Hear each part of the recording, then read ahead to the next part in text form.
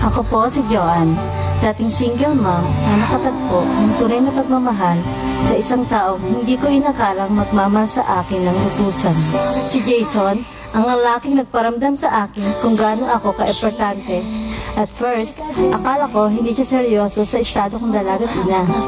Bibihira na siguro magpupursige sa akin. Ito talaga pag may bata sa bahay. Joanne, di na ako papaligoy-ligoy pa. Joanne, mahal kita. Baka naman nabigla ka lang, Jason. Binata ka. Dami ka namang babae dyan na single. Hindi kagaya ka na maisabit na. Pero bumilib ako sa effort niya. Hindi lang sa panliligaw sa akin, kundi sa pagmamahal na ipinakita niya sa aking anak. Umiyak.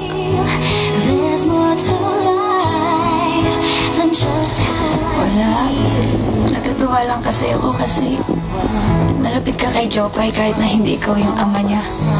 Joanne, mahal ko lahat ng minamahal mo. After 2 months, we decided to live together at nagbunga ang aming pagsasama. Ano ba yung text mo Okay ka lang? Oo. Jason, buntis kasi ako eh. Grabe, Joanne, di mo alam kung gano'ng masaya marinig yan. Handa akong pakasalan ka. Hindi lang niya ako pinanagutan.